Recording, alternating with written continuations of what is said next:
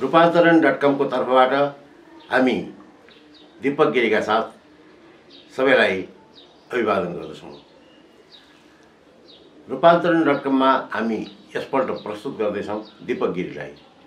दीपक गिरीले यसमा हास्य सिनेमाको सचेत विवेचन गर्नुभएको छ र आफ्ना कलाकारिता देखाउनु भएको छ। दीपक गिरीसँग हाँस्नुहोस्, दीपक गिरीसँग रमाउनुहोस् र दीपक गिरीलाई साथ दिनुहोस् नेपाली सिनेमाको विकासको लागि। Good morning Deepak. Good morning. अब छक्का पञ्जा सिरिजको आगामी सिनेमा कहिले दर्शकले हेर्न पाउँछन्? मोस्ट प्रोबेबली दसैँमा फुलपातीको दिन भनेर तोकेका छौँ हामीले। फुलपातीको दिन हेर्न पाइन्छ जस्तो लाग्छ। अहिले म राइटिङ फेजमा छु। अब मोस्ट प्रोबेबली भगवान् कृपाले राइटिङ एकदमै टाइममा सक्यो भने म टाइममा सुटिङ सुरु गर्न सकेँ भने चाहिँ अब किनभने अब यो राइटिङ भनेको चिज चाहिँ सधैँ अनिश्चितताको कुरा हो। किनभने अनि त्यस कारण यो फ्रेज मैले राम्रो टाइममा पास गरेँ भने योपालि दसैँमा फिल्म हेर्न पाइन्छ।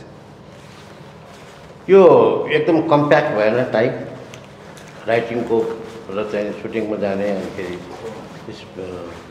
स्टुडियोमा जाने अनि त्यसपछि हलमा आउने गर्दाखेरि अहिले चैत भयो होइन? अहिले चैत भयो। असोजमा फुलपाती छ, 6 महिना कार्तिकमा छ। कार्तिकमा फुलपाती छ, त्यो असोजमै भनौँ न। 6 महिनाको बिचमा चाहिँ एउटा सिनेमा बन्छ होइन? सिनेमाको सबभन्दा क्रुसियल पार्ट भनेको सबभन्दा गाह्रो काम भनेको राइटिङ हो मलाई लाग्छ। जब तपाईँ जुन राइटिङमा स्क्रिप्ट लक गर्नुहुन्छ अनि त्यसपछि प्रोडक्सनमा त्यति गाह्रो हुँदैन। प्रोडक्सन त तपाईँको सबै एक्टरहरूले कोअपरेट गरिहाल्छ, आफ्नै ग्रुपको एक्टरहरू हुनुहुन्छ अनि 35-40 दिनमा 40 दिनमा तपाईँ सुटिङलाई निकाल्न सक्नुहुन्छ। त्यसपछि 40 दिनपछिको काम भनेको अर्को 40 दिनको काम चाहिँ सम्पादनमा हुन्छ।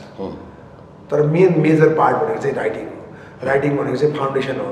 फाउन्डेसन कमजोर भयो भने बिल्डिङ कमजोर हुन्छ। अनि राइटिङ पनि विदेशीहरूले चाहिँ के गर्छ भने 2 वर्षमा एउटा फिल्म निकाल्छन् अथवा सकेसम्म।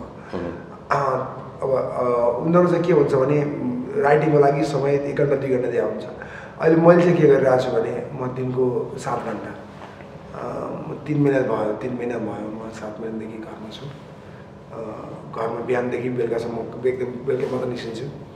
दिनभरि मेरो राइटिङ नै हुन्छ, राइटिङै चलिरहेको छ। 3 महिना भयो, अब यो 2 महिना अर्को चल्छ। राइटिङ गर्दाखेरि कलाकारहरूसँग पनि छलफल गर्ने गरिरहेको छ कि आफै आफ्नो? अलिक कम। राइटिङ चाहिँ म पहिला त्यो अब स्क्रिप्टको पनि फाउन्डेसन तयार गर्ने, पहिला स्ट्रक्चर तयार गर्ने, पहिला त्यसको होल स्ट्रक्चर चाहिँ म एक्लै तयार गर्छु। यो स्टार्ट यहाँ हुन्छ, एन्ड यहाँ हुन्छ, इन्टरभल यहाँ हुन्छ, यो यहाँ हुन्छ, अनि यो क्यारेक्टरहरू हुन्छन्, यो क्यारेक्टर बिचको चाहिँ कन्फ्लिक्ट हुन्छ, अनि यो चाहिँ सब सिनेमाको यो हो सेन्टर कन्फ्लिक्ट, यो सब चिजहरू चाहिँ म डिफाइन गर्छु। अनि त्यसपछि त्यो फ्रेम बनाएपछि अनि मेरो अरू हाम्रा ट्यालेन्टेड साथीहरू हुनुहुन्छ अनि उहाँहरूसँग अब जोइन्टमा काम गर्छु।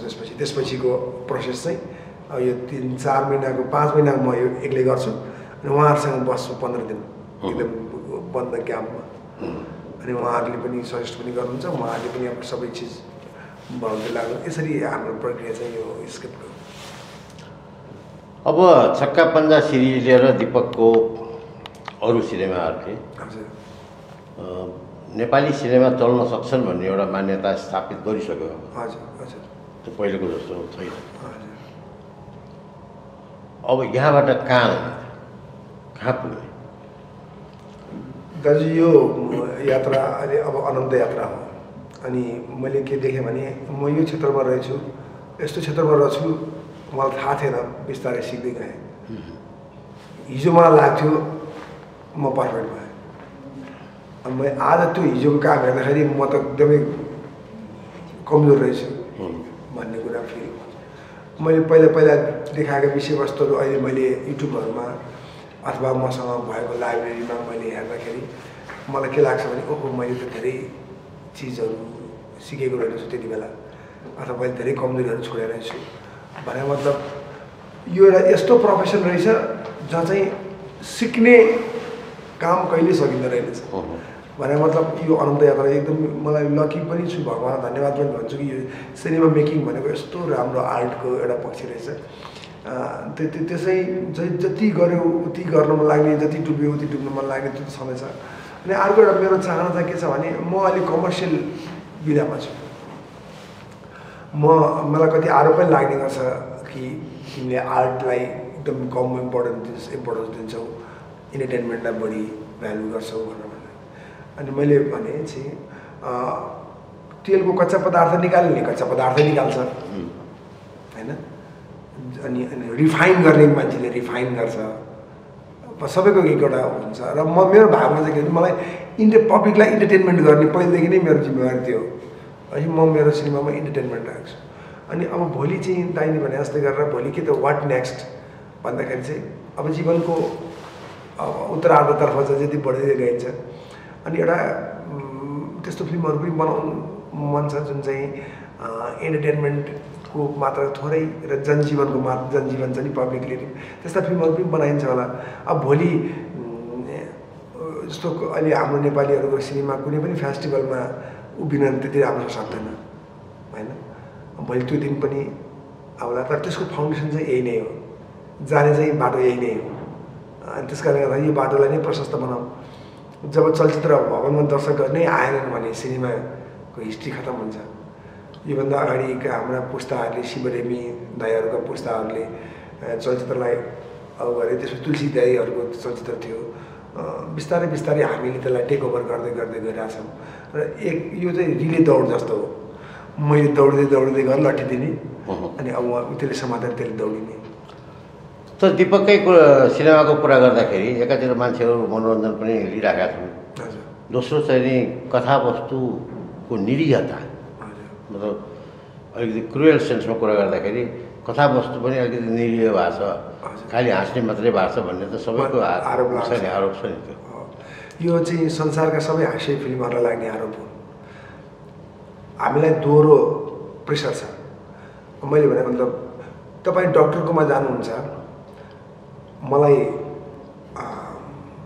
पेट दुख्यो भन्न जानुहुन्छ भने डक्टरले तपाईँलाई पेटकै औषध दिन्छ। त्यो गएको टाउको त दुखै छ बा भनेर घरमा आएर भनेको काम छैन। डक्टरले तपाईँलाई पेटको औषध दिएको। तपाईँको जनरा के हो, तपाईँको उद्देश्य के हो? एउटा हास्य कलाकारले समाजलाई के दिन्छ? मेरो दायित्व पब्लिक के दिन्छ त हास्य कलाकारले समाजलाई? एउटा हास्यव्यङ्ग्य कलाकारले दिने भनेको स्वस्थ मनोरञ्जन, विशेष गरेर पब्लिकलाई सामाजिक कुरीतिहरूलाई देखाएर हँसाउने। त्यहाँ चाहिँ तपाईँको पद्मावत बनाउने अथवा हाम्रो ऐतिहासिक पृथ्वीनारायण शाहको कस्तो खालको सोच थियो त्यो गर्ने, अथवा तपाईँ हिस्टोरिकल फिल्म बनाउने, त्यो मेरो भागमा पर्दैन। मैले भनेको गाइनलाई गाइनकै रहनुहोस् होइन। यो चाहिँ हाम्रो नेपालको चाहिँ के छ स्थिति भने गाइनोकोलोजिस्ट कहाँ गएर तपाईँले गर्दा चाहिँ मेरो चाहिँ छातीमा चाहिँ इन्फेक्सन भएछ भनेको काम छैन। किन म स्पेसलिस्ट नै हुँ कमेडीको। अब मैले चाहिँ के भने सानसानो कुरा मान्छे कसरी हाँस्छ, पीडामा कसरी हाँस्छ, दुःखमा कसरी हाँस्छ, यो काम गर। र मैले अहिले गरी पनि दिइरहेको छु। सोसाइटीमा भएको चिजहरूलाई पिक गर्ने, त्यसमा सटायर गर्ने, हँसाउने, पब्लिक त्यही हो। भोलि मैले गम्भीर चलचित्र बनाउन थालेँ भने न म काग रहन्छु, न कौवा, न त्यो बगुल्ला बन्न सक्छु। त्यो डर ठुलो डर छ। त्यस कारणले गर्दा गम्भीर सिनेमा मेकरले गम्भीर सिनेमा बनाउनु पऱ्यो। र हामी जस्तो कमेडियनहरूले, कमेडी फिल्म मेकरहरूले मेरो जनरा के भन्छ भने नो योर जनरा भन्छ पहिला होइन। Before you write you know your genre, what's your genre? My genre is comedy. अब यो हास्य कलाकारहरूको पनि ठुलो समूह छ। हजुर, नेपाली हास्य कलाकारहरू तपाईँको हिसाबमा कतिको कम्पिटेन्ट छन् त? हामी मैले लर्निङ फेजमा छौँ अहिले। सबभन्दा ठुलो चाहिँ अब अरू हास्य कलाकारहरू पनि पनि सिनेमा त्यही दाइले भने जस्तो बनाइरहनु भएको छ। हामी बिस्तारै स्टेजबाट टिभी, रेडियोबाट टिभीमा आयौँ, टिभीबाट सिनेमामा आयौँ, अनि सिक्दै रहेछौँ। अनि कति साथीहरूले चाहिँ अहिले के भने दिपकले फिल्म बनायो, अब हामी पनि बनाऊँ भनेर उहाँहरू पनि यसमा आउनु भएको छ। अन्य जेनरको फिल्मभन्दा कमेडी जेनरलाई वेलकम पनि पब्लिकले राम्रै गरेका छन् होइन। तर अब हामीले चाहिँ के भने हामीमा धेरै कमजोरीहरू छ, टेक्निकल विकनेसेसहरू छँदैछ। अनि त्यसपछि हामीले विषयवस्तु प्रस्तुत गर्ने तरिकामा अलि इमेच्योर छौँ कतिपय ठाउँमा। म अहिले मेरा पछिल्ला फिल्महरू हेरेपछि म आफूलाई फिल गर्छु त्यही चिज पनि म अझ राम्रोसँग भन्न सक्थेँ होला। अरू जेनरले चाहिँ पब्लिकलाई कति सेटिस्फाइड गरेर थाहा छैन, तर हजुरले टेलिभिजन खोल्नुभयो भने पनि, युट्युबमा हेर्नुभयो भने पनि, फिल्ममा हेर्नुभयो भने पनि अहिले रुल चाहिँ कमेडियनहरूले नै गरिरहनु भएको छ। कमेडी फिल्मलाई नै पब्लिकले गरिरहनु भएको छ। कमेडी पब्लिकको टेस्ट पनि के छ भने उनीहरू घरमा गएर तनाव लिन चाहँदैन। जीवनमा दुःख छ, पीडा छ, भयङ्कर पीडा छ, श्रीमती असन्तुष्ट छिन्, छोराहरूको एक्सपेक्टेसन पुरा गर्न सकिया छैन, त्यो एउटा प्राणी ठाउँ ठाउँमा गएर बाहिर ठोकिन्छ, यस्तो पीडा धेरै छ। म यो चिज पनि देखाउन सक्छु, तर म पब्लिकले जुन चिज बिहानदेखि बेलुकासम्म भोगिरहेछ त्यही चिजमा सफर गरिरहेछ, घर गएर पनि त्यही फिल्म हेरोस् र त्यसलाई म पीडा दिने पक्षमा छैन होइन। त्यसो गर्दाखेरि यथार्थवादतिर चाहिँ अलगाव जस्तो हुन्छ नि। अब त्यही त सिनेमामा तपाईँ यथार्थको चाहिँ लिमिटेसन छ। शौचालयभित्र जान्छौँ त्यहाँ पनि धेरै यथार्थ छ, श्रीमतीसँगका अन्तरङ्ग कुराहरू पनि छ त्यसमा नि यथार्थ छ होइन। तर म प्रवेश गर्ने त लिमिट छ होइन। धेरै छ दुःख, मैले भने दुःख पीडा त्यो यथार्थ त्यो चिज मेरो काम नै त्यो होइन। म चाहिँ के भन्छु त्यो यथार्थमा बसेर बरु के चाहिँ गर्न सक्छु भने त्यसलाई हाँसेर सम्हाल्न सक्छु। हास्यव्यङ्गमा नारीहरूको रोल चाहिँ के हुन्छ? नारीको मात्र कुरा गर्दाखेरि अब नारी पात्र चाहिँ यस्तो हास्यव्यङ्गमा त ठुलो रोल छ। हाम्रा अधिकांश हास्यव्यङ्गहरू हेर्नुभयो विदेशमा हेर्नुभयो भने अलमोस्ट तिनीहरू चाहिँ श्रीमान श्रीमतीको जोगमा सीमित छन्। आधा जति जोग हाम्रो श्रीमान हस्बेन्ड एन्ड वाइफको हुन्छ, किनभने यो दुइटा कहाँ जन्मिएको, कुन एउटा संस्कारमा जन्मिएको केटी र कुन संस्कारमा जन्मिएको केटा होइन। यी दुइटा नमिलेका कहाँ गएर कहिले परिवारले मिलाइदिन्छ, कहिले प्रेमका नाममा मिलाइदिएको हुन्छ, तर त्यो पाङ्रा हुबहु मिलिरहेको हुँदैन होइन। र भएभरका जोग त्यसैबाट आधाभन्दा बढी चाहिँ हामी त्यसैबाट सिर्जना गर्छौँ। त्यसपछि अब नारीको रोलको कुरा गर्दाखेरि चाहिँ मैले भनिहालेँ नारी पात्रसँग चाहिँ नारी बिनाको कमेडी त हामी कल्पना गर्न सक्दैनौँ होइन। त्यो आफैमा पनि नारी भनेको चाहिँ मलाई लाग्छ प्रकृतिले हामी पुरुषहरूलाई कसैले डिक्टेट गर्न भन्नुला, कसैले हामीलाई कन्ट्रोल गर्न भन्नुला होइन। हामी नारी आफैमा चाहिँ कमेडी हो कि हो नि त। अब आफैमा कमेडी त कोही पनि हुँदैन होइन, तर कमेडीको मेटेरियल हो होइन। नारीहरू चाहिँ संवेदनशील बढी भइदिन्छन्, त्यहाँ कमेडी निस्किन्छ। ओभर सेन्टिमेन्टल भइदिन्छन्, त्यहाँ कमेडी निस्किन्छ। ओभर त्यो स्ट्रिक भइदिन्छन् कहिलेकाहीँ, त्यहाँ कमेडी निस्किन्छ। र हाम्रो त श्रीमान घर किन चाँडै जान चाहँदैन होइन, त्यहाँ कमेडी निस्किन्छ। पिउँदै घरबाट फोन श्रीमतीको आउने बित्तिकै उसको रियाक्सन कस्तो हुन्छ होइन। अब यो त्यहाँबाट कमेडी निस्किन्छ भने मतलब यो त कमेडीको रुपी धेरै राम्रो सोच हो। कमेडी पनि जोइन्टली नै हुन्छ अभियसली, जोइन्टली नारी र पुरुषको कमेडीमा अझ बढी त्यो आउँछ स्ट्रेन्थ। अनि अब यो त दिपकले दिन खोजेको चाहिँ नि कमेडी हो अथवा दिइराखेको कमेडी हो। नयाँ किसिमको कमेडी चाहिँ के दिन मन लाग्छ त? मलाई एउटा एक्चुअली म यसमा अलिअलि कोसिस पनि गरिरहेको छु। अब नयाँ कमेडी भनेको चाहिँ जस्तो मैले वडा नम्बर 6मा एउटा प्रयास गरेको थिएँ। सबैले माओवादी जनयुद्धलाई ढ्याङ्गरा ढुङ्डुङ बन्दुक हान्ने, मान्छे मार्ने, पुलिसले माओवादी मार्ने, माओवादीले पुलिस मार्ने, आर्मी मार्ने मात्रै देखाए कि पुलिसको पर्सपेक्टिभबाट देखाए, सरकारको पर्सपेक्टिभबाट देखाए कि त्यो अब क्रान्तिकारीहरूको पर्सपेक्टिभबाट देखाए घटनालाई।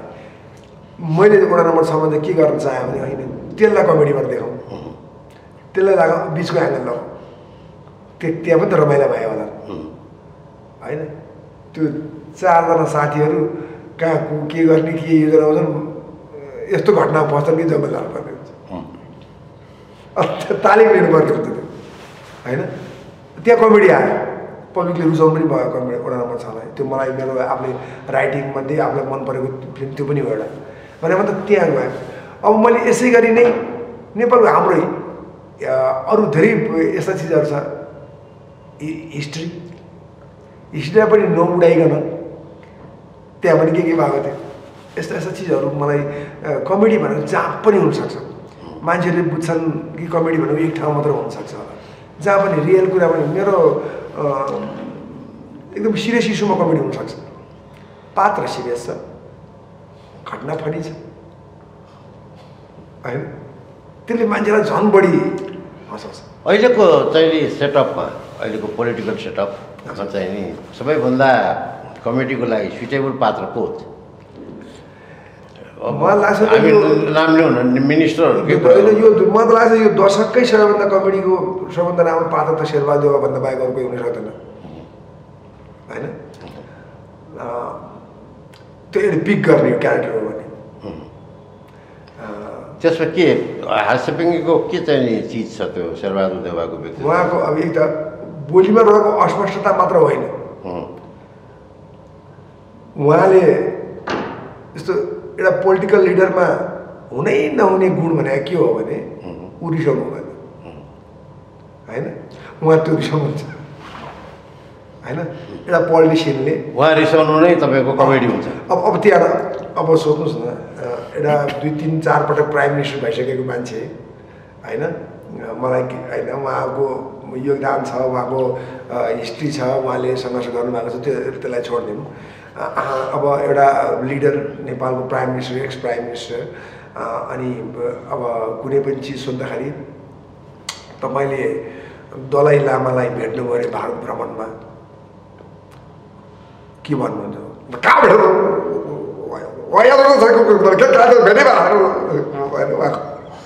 त्यो एग्रेसिभ अब त्यही चिजलाई त्यो कमेडी हुन्थेन यदि मैले होइन त्यस्तो भेटेन मैले भारतीय नेताहरूसँग मात्रै भेट भयो उहाँसँग भेट भएन कार्यक्रम पनि भेट्ने कार्यक्रम पनि थिएन भने भए त्यो कमेडीमा आउँदैन थियो होइन एउटा त्यो पात्र अब अर्को जानेर नजाने अर्को हाम्रो अहिले वर्तमान प्राइम मिनिस्टर उहाँ पनि पात्र हो उहाँ चाहिँ उहाँ अर्को किसिमले पात्र शेरबहादुर देउवाजीको चाहिँ बोलीमा रहेको अस्पष्टता र त्यो उहाँको जुन त्यो रिसाउने बानी होइन र आफैमा एउटा क्यारेक्टर देखिनुहुन्छ रिसाउने भन्ने कि त्यसलाई झोकिने भन्ने झोकिने विषयमा झोकिने कुनै पनि विषयमा बोल्नु नै कुरो बोल्दैन भन्दा बाध्य बोल्नु क्या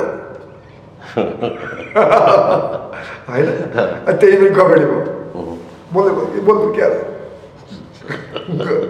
अन्त तपाईँले त छोड्नु पऱ्यो नि के छोड्यो जोताले चिताएर पठायो के क्या क्या छोड्नु तपाईँ छोड्यो हो होइन उहाँको एउटा किसिमको अब केपी ओलीजीको चाहिँ उहाँ एकदमै चतुर प्रधानमन्त्रीहरूमध्येमा मैले देखेको मेरो एनालाइसिस पर्नुहुन्छ मैले उहाँलाई व्यक्तिगत रूपमा पनि भेट्सकेँ उनी त दुईजनालाई भेट्सकेँ भेट्दा मलाई के लाग्छ नि सेन्स अफ ह्युमरको मात्रा असाध्यै धेरै छ उहाँ चाहिँ आफैमै मैले भने तपाईँले त हाम्रो पनि 12 बजाउनुहुन्छ कहिले उहाँले भन्नु भेट तिमीहरूले सक्दैन मलाई कहिले अनि गाईद्रामा पनि हेर्न आउनुहुन्थ्यो पहिला हामी चाहिँ के त नि कुनै पनि पार्टी म विशेष गरेर म चाहिँ कुनै पार्टी होइन पार्टीभित्रको मान्छे चाहिँ इन्डिभिजुअल मनपर्छ क्या मलाई बुझ्नु भयो मलाई किन मलाई सिद्धान्ततिर जानु नै छैन मलाई इन्डिभिजुअल पर्सन्सहरूको अनि मैले केपी ओलीसँग बस्दाखेरि के पाएँ भने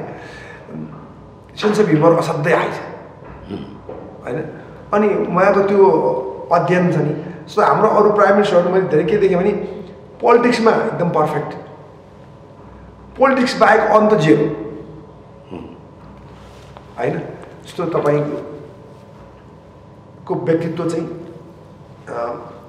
सबै कुराको नलेज हुने र आफ्नो पेसाको म्याक्सिमम नलेज राख्ने भयो भने त्यो चाहिँ व्यक्तित्वमा एकदम निखार आउँछ जस्तै केपी ओली चाहिँ के हो भने त्यो नि भयो त्यो सन्दीपले कति विकेट लिएछ अस्ति क्रिकेट पनि नलेज भयो अनि हामीलाई चाहिँ मलाई एकदिन के भन्नुभयो त्यति बेला तत्कालीन अवस्थाको लागि चाहिँ एकदमै हाँस्ने कुरा पार्टीमा भेटेँ गिरी या गएँ हजुर नमस्कार यो तिमीहरूको अब कलाकारिता सक्यो बाबु अब काम छैन भन्नु अनायास यस्तो कुरा किन गर्नुभयो किन हजुर के भएर त्यो रेखा थापा जस्तो कलाकार नाम चलेको कलाकार त्यो बिना पैसामा प्रचण्डसँग बाटा गरेर नाचेपछि कसले पैसा तिरेर हेर्न आउँछ तपाईँहरूको कलाकार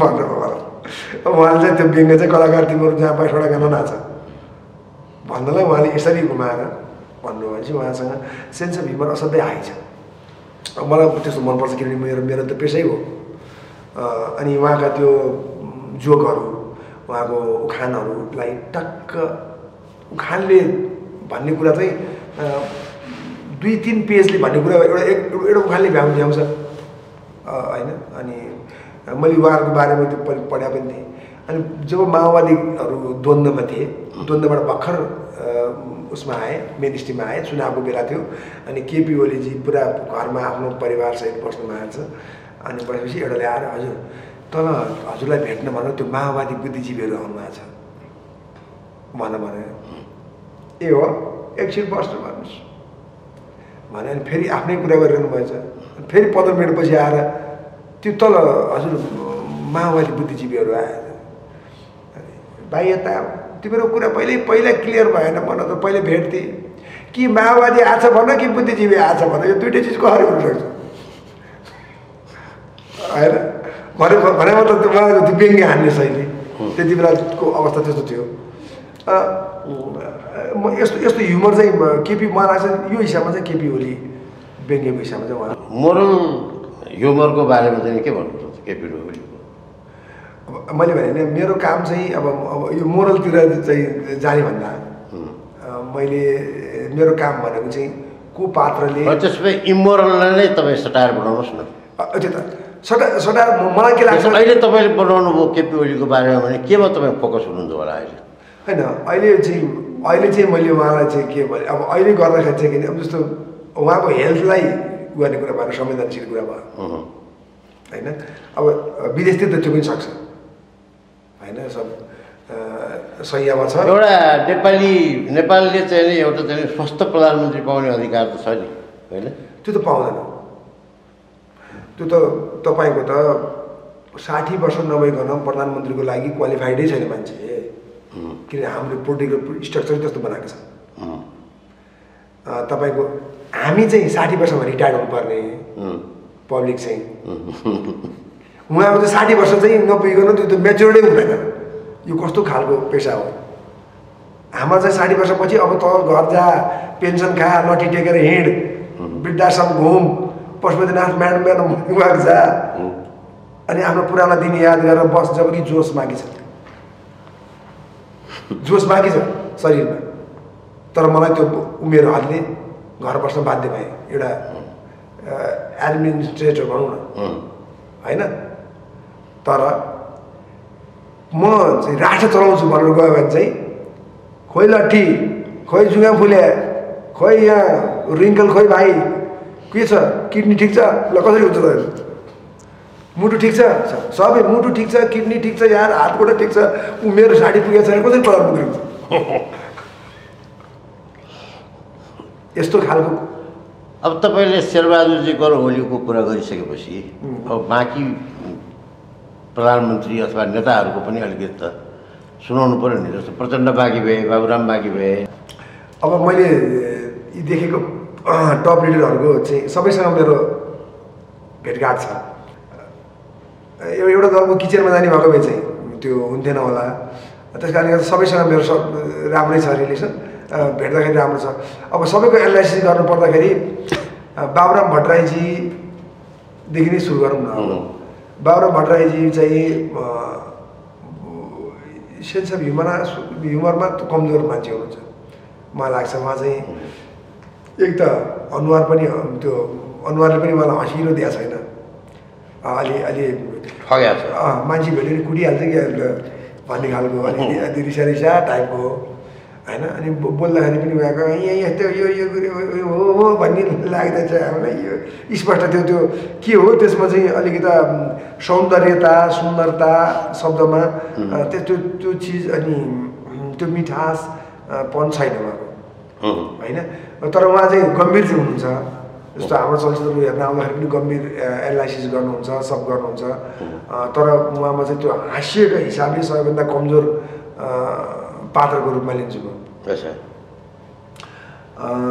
अब अरू पात्रहरूमा चाहिँ जस्तो अब पूर्व प्रधानमन्त्रीहरूमा माधव नेपाल जे उहाँको नै पात्र हामीले उहाँलाई पनि बेला बेला उडाइरहेको हुन्छौँ उहाँ पनि केही हदसम्म चाहिँ रमाइलो हुनुहुन्छ आराम हुनुहुन्छ अलिकति अलि हँसमुख टाइपको हुनुहुन्छ अलिकति केही कुरा भयो भने पनि प्रतिक्रिया पनि तुरुन्त व्यक्त गरिदिइहाल्नुहुन्छ नभने पनि हुन्थ्यो भन्ने पनि गर्नुहुन्छ भने मतलब उहाँ चाहिँ डिप्लोमेटिक अलिक कम हुन्छ अरूभन्दा अलिक कम हुनुहुन्छ अनि केपी ओलीसँगको असन्तुष्टि पनि देखाइदिइहाल्नुहुन्छ होइन अनि त्यस कारणले गर्दा उहाँ चाहिँ एभरेज क्यारेक्टर हो कमेडीको लागि प्रचण्डजी चाहिँ उहाँमा कमेडी पनि छ उहाँको त त्यो बडी ल्याङ्ग्वेजलाई नै हामीले कमेडीको बनायो र उहाँको जुन बोल्ने शैली छ त्यो बोल्ने शैली नै त्यो सामान्य छैन हामी के हिसाबले उहाँको बोल्ने शैली सामान्य छैन किनभने जस्तो तपाईँले बोल्ने कुराहरू हामीले बोल्ने पजहरू कमाहरूले हामीलाई फरक पार्ने हो क्यारिकेचर भनेको पनि स्वर ठ्याक्कै निकाल्ने होइन उसले कहाँ पज राख्छ कस्ता शब्दावलीहरू प्रयोग गर्छ अनि उसको आरोह कस्ता शब्दावलीमा आरोह हुन्छ कहाँ अवरोह हुन्छ अनि यी चिजहरूलाई फलो गर्ने मात्रै हो अनि तपाईँ हाम्रो लगभग कमा राख्ने र फुल स्टप राख्ने उस्तै हुन जान्छ होइन तर उहाँहरूले निश्चित रूपमा यसरी स्ट्रेस दिएर यो 12 वर्षदेखि जुन प्रकारले हामीले जनताको लागि युद्ध गऱ्यौँ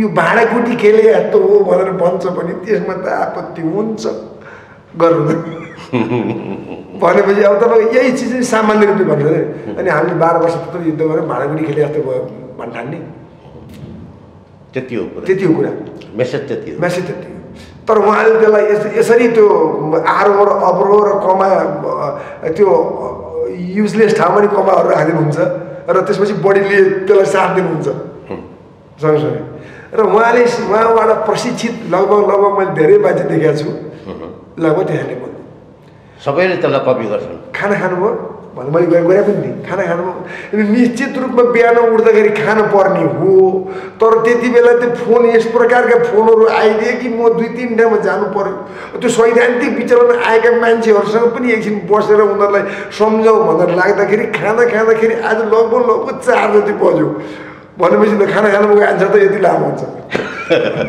यी सब चिजहरू चाहिँ हामीले समात्ने यस्ता चिजहरू एकजना मान्छे छोड्नु भने रामचन्द्र पौडेल अब उहाँको चाहिँ यस्तो छ फ्रेङ्कली भन्नु पर्दाखेरि अहिलेको काङ्ग्रेसको अहिलेको नयाँ जेनेरेसनहरू चाहिँ त्यो सेन्स अफ ह्युमर भएका छन् काङ्ग्रेसको पुरानो पुस्तामा त्यो सेन्स अफ ह्युमर भनेको चाहिँ यो बजारमै पाइन्छ कि पाइँदैन भने थाहा छैन भन्ने कुरो उहाँहरू तपाईँले देख्नु होला जनरली शब्दमा सेन्स अफ ह्युमर म्याक्सिमम भएको नेपाली नेताहरूमध्ये सबैभन्दा बढी भएको मान्छे चाहिँ कृष्णजी हो होइन म चाहिँ उहाँको फ्यान पनि थिएँ होइन उहाँको म क्यारेक्टर पनि एकदमै धेरै गरेँ त्यति बेला मेरो करियरको सुरुवातै लौ त भन्नुपर्दा म कलाकार हुनुमा कृष्णजी र गणेश मान्छेको ठुलो हात छ उहाँहरूले केही गर्दैन होइन कि त्यो उहाँहरूको बोली एक्स्ट्रा भइदिएको कारणले गर्दा होइन क्यारिकेचर कृष्णजी त फेरि त्यस्तै फनी कुरा भन्नुहुन्थ्यो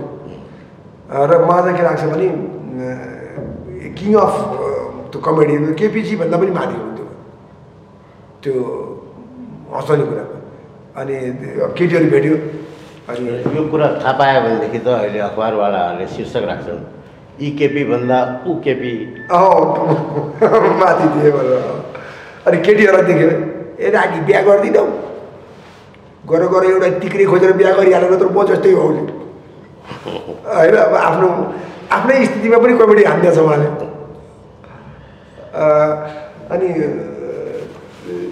यो सेन्स अफ ह्युमर भन्ने चिज चाहिँ यस्तो चिज हो जसले चाहिँ मान्छेलाई लाग्छ मलाई एकदमै दीर्घायु अथवा लामो समयको बनाउँछ। अहिले जस्तो केपी ओलीजीहरू पनि उहाँको स्वास्थ्य राम्रो हुनुमा अथवा भनौँ तै पनि उहाँको चाहिँ सबैभन्दा मान्नुपर्ने चाहिँ के स्वास्थ्य कमजोर हुँदाहुँदै उहाँको आत्मबल छ नि त्यो त नर्मल मान्छेभन्दा एकदमै हाई छ नि। त्यसमा चाहिँ यस्तो यो सेन्स अफ ह्युमर भएको यस्ता हाँस्ने खेल्ने पनि ठुलो योगदान गर्छ जस्तो लाग्छ मलाई। जस्तो रुगाहरू अरू सामान्य मान्छेलाई भन्दा सेन्स अफ ह्युमर भएको मान्छेलाई कमै लाग्छ। भनेपछि रामचन्द्रजीलाई धेरै रुगा लाग्छ।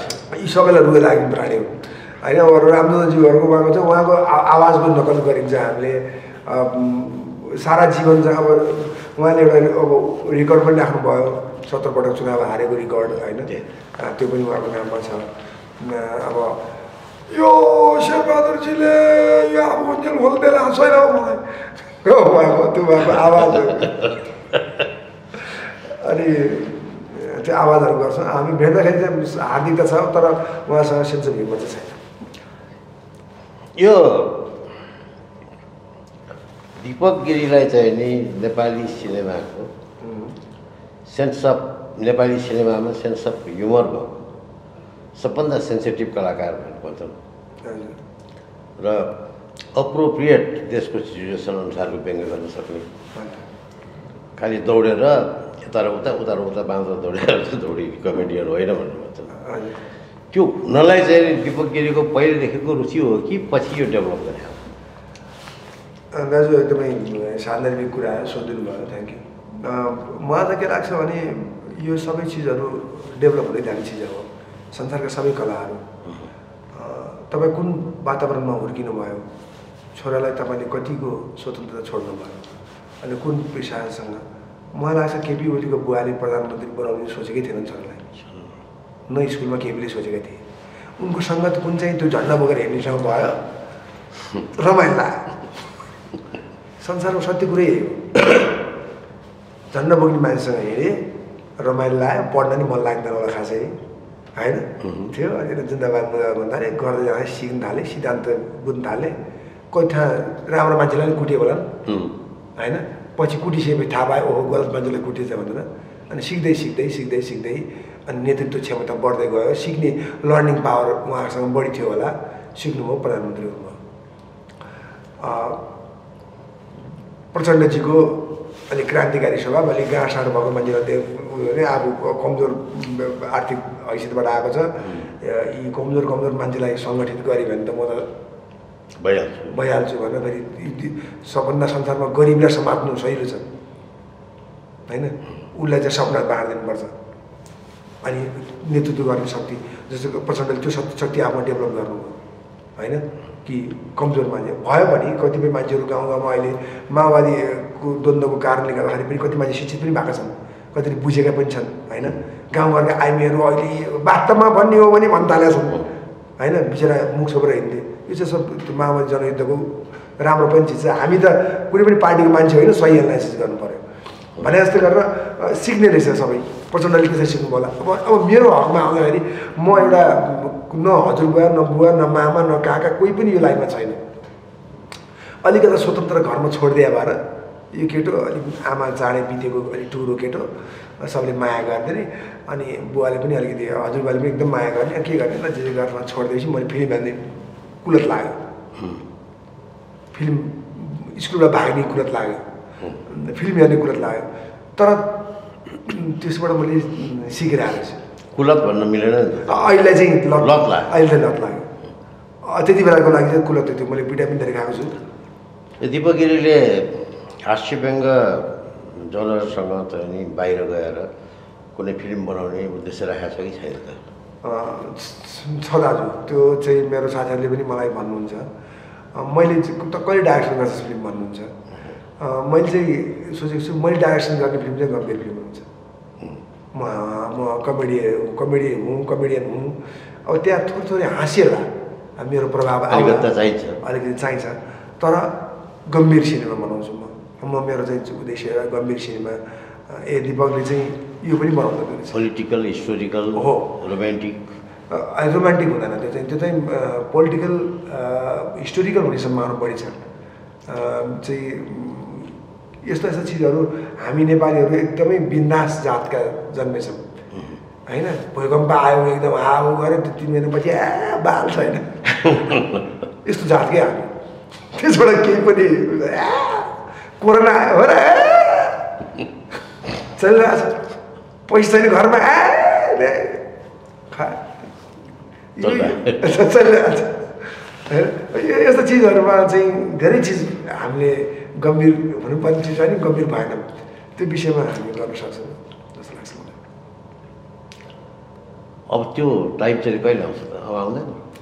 अब माथि भगवान्ले के खटाउनु भएको छ त्यो अनुसारै निर्देशित हुने हो। हामी चाहिँ म त सधैँ म एकदम आस्तिक मान्छे भएको कारणले गर्दा म आफूलाई के लाग्छ म खालि मेसेन्जर मात्रै हो र अब माथिबाट के निर्देशन हुन्छ। तर म चाहिँ अहिले भगवान्प्रतिको यो बढी नै श्रद्धा भक्ति देखेँ नि मैले। म बढी छ अहिले आएर भएको कि पहिलेदेखि नै म स्कुल कलेज पढ्दाखेरि साथीहरू के हो यो जहाँ मन्दिरदेखि ढोक्छ यार यो मान्छे भन्थ्यो मलाई। त्यसरी ढोरी अर्को मान्छे हुनुहुन्थ्यो शरदचन्द्र शाह, उहाँ पनि त्यसो उहाँ त मोटरको स्ट्रिङ छोडेर ढोक्दै त्यही नै होला। र तपाईँ कोइन्सिडेन्ट हेर्नुहोस्, म त्यस्तो मान्छे दचोक गाउँमा जन्मेको त्यो भगवान्लाई ढोक्दै हिँड्ने मान्छे आज पशुपतिनाथकै काखमा घर छ मेरो। यो प्लानिङ होइन, यो उहाँकै प्लानिङ होला। कति घर खोजेँ, दाजुकै घर वरपर पनि लगभग खोजिसकेका थिएँ। काठमाडौँमा सारा संसार खोजेँ, मैले कहीँ घर पाइनँ। मैले यहाँ पशुपति, अहिले मेरो बुवा बिहान बिहान पशुपति जानुहुन्छ। मलाई भनौँ तैँले जिन्दगीमा गरेको काम आइटी साइटी थाहा छैन मलाई, यो चाहिँ राम्रो काम गरेँ म बिहान बिहान पशुपति जान पाउँछु। अहिले दीपक वास्तवमा कति रोमान्टिक छ? रोमान्टिक छ दाइ, म पहिलादेखि नै रोमान्टिक पनि छु, गम्भीर पनि छु। मलाई लाग्छ मलाई भगवान्ले रोमान्टिक मान्छे गम्भीर हुँदैन र भने हुन्छ, रोमान्टिक मान्छे नै धेरै गम्भीर हुन्छ। त्यही भएर किनभने रोमान्समै छ पीडाको त्यो के मतलब हिडन त्यो होइन। अब रोमान्टिक हुनुहुन्छ त्यो तपाईँ दाइको रोमान्टिक हुँदाखेरि तपाईँका दुश्मनहरूलाई पनि पीडा हुन्छ। यो हाँसो भन्ने यस्तो चिज हो, हतियार हो, यसले आफन्तलाई खुसी बनाउँछ, दुश्मनलाई पीडा दिन्छ होइन। भनेपछि रोमान्टिक मान्छे, म रोमान्टिक छु, म पनि नेपाली हुँ अघि भने जस्तै मै जान्छु क्या, के टेन्सन लिएर। अब कोरोना आयो, सचेत हुने, मास्क लगाउने, अब आयो त आयो होइन। अब तपाईँले हामीले केयर गर्दा गर्दै आयो भने त आयो नि अब त्यो। तर यहाँ मान्छे कति मान्छन् भने जीवनमा एउटा चिज भयो भने त्यसमा घुटेर मरेन क्या भोलिको चिन्ताले। म त्यस्ता मान्छे भन्दा भोलिको चिन्ता, मलाई भोलि जेसुकै होस्, बम लागोस्, बारुद लागोस्, गोली लागोस्, बाल मतलब छैन। आज सुन्दरसँग बाँचौँ मेरो हातमा आजै छ। अनि म त्यस कारणले गर्दा म तैँले भने जस्तै रोमान्टिक पनि छु।